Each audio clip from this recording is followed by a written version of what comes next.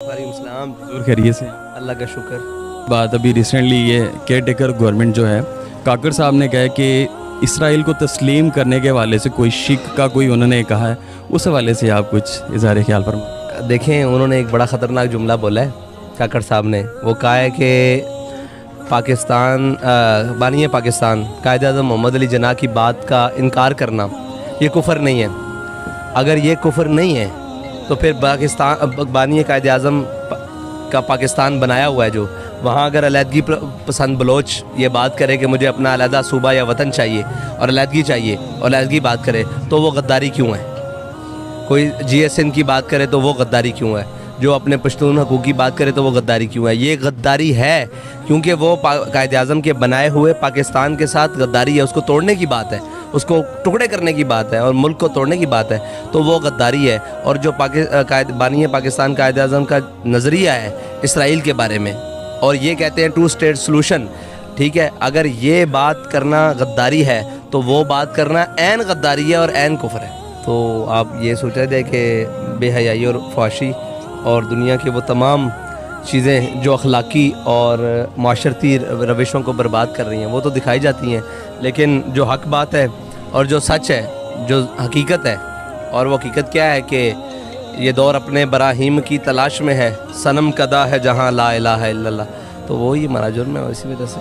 جو T L P کی طرف سے کون سا نمائندہ گیا آپ کا چیف آف آرمی اسٹاف کی میٹنگ میں جو اجلاس ہوا علماء کرام کا؟ باقاعدہ جماعت کی طرف سے ٹی ایل پی کا کوئی نمائندہ موجود نہیں تھا, لیکن وہاں پر کسی بھی سیاسی جماعت کی نمائندگی نہیں ہوئی.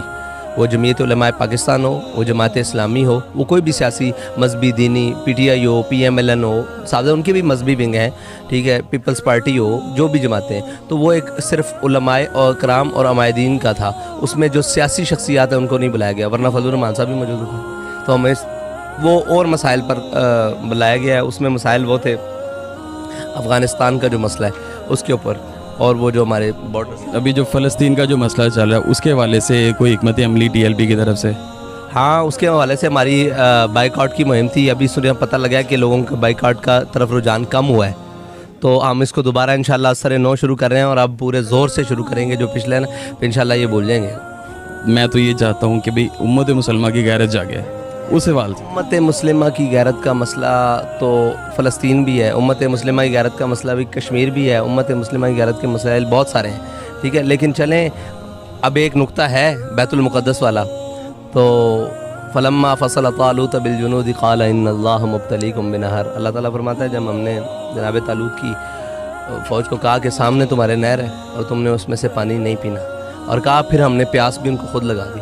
تو یہ تھوڑا سا مطلب تھوڑی سی بات ہے, تھوڑا سا زور لگائیں تو انشاءاللہ پروڈکٹس والا مسئلہ اور ان کی معیشت, اور آپ نے ان کے بیانات پڑھیں جو پی این جی اور یونیلیورز کو جو دھچکے پڑے ہیں اور جو انہوں نے حالت کی ہوئی ہے اس ٹائم. اسٹیٹ ہر چیز پہ پروموشن لگائی, 45% 50% پہ پروموشن لگائی ہوئی ہے. تو اگر ہم تھوڑا سا اور کھڑے ہوئے تو یہ زیرو پر آ جائیں گے. اور ایک وہ چھوٹی سی بات کہ کمرشل جو ہیں وہ زیادہ تر آج کل بہت زیادہ پیک پہ ہیں. اب جیسا کہ پیپسی کا بائیکاٹ چل رہا ہے, پیپسی کی کمرشل بہت زیادہ ہو گئی ہے, بسکٹس کی ہو گئی ہے, لو کی ہو گئی ہے, اس طرح بہت ساری اس میں جو پروڈکٹس بنانے یا جو ایڈز بنانے والے ہیں ان کے لیے کچھ اگر آپ. جی, ان کے لیے بھی ہے نا کہ ان کو بھی چاہیے. دیکھیں, میں یہ سمجھتا ہوں کہ جنہوں نے اپنا کاروبار بنا کر پھر وہ 200 بلینز میں 200 ملینز میں بیچا ہے یہودیوں کو, وہ بھی سارے جرمدار ہیں اس کے اندر. اور ابھی جو اپنے کاروبار کو بڑھا کر پھر ان کو یہودیوں کے آگے بھیج رہے ہیں یا ان کی فروخت کر رہے ہیں, یعنی کہ یار جس طریقے سے بھی ان کی آپ پروموشن کر رہے ہیں وہ سارا اسی جرم میں آتا ہے, وہ اسرائیل کی حمایت ہے. دیکھیں نا, اب مجھے یہ بتائیں کہ جناب خلیل اللہ جب آگ لگائی گئی تو یہ جو ابابیل ہے, ہدہد ہے, یہ سارے جو پرندے تھے وہ اپنی چونچوں میں پانی لے کر آ رہے تھے, اور ان کی چونچ سے پانی آگ بجھ سکتی تھی.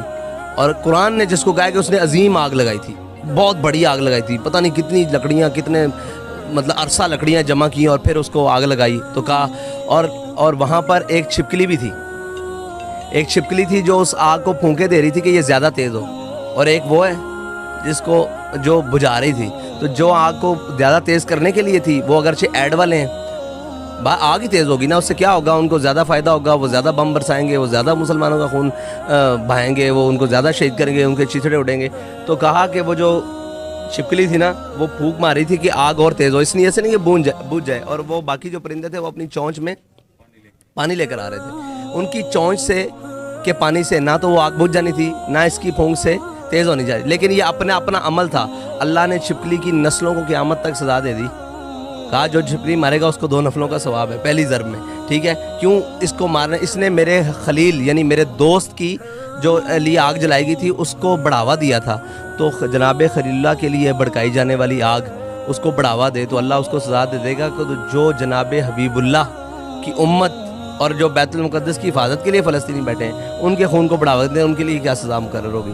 تو مسئلہ یہ ہے کہ اپنے جناب ہوتا کچھ نہیں ہے، بقول اس کے کہ چڑی کی چونچ میں یا بلبل کی چونچ میں، ہدہد کی چونچ میں کتنا پانی، ابابیل کی چونچ میں کتنا پانی آ سکتا تھا، بجھی نہیں اس سے، لیکن اپنا عمل اور دونوں کی جزا پائی۔ اسی طرح ہم، لیکن ہمارے اس عمل سے تو فرق بھی بہت پڑا ہے، تو اور پڑا ہے اور انشاءاللہ مزید پڑے گا، تو ہمیں چاہیے کہ ہم اپنے اعمال کو ذرا دوست جانب دیکھیں۔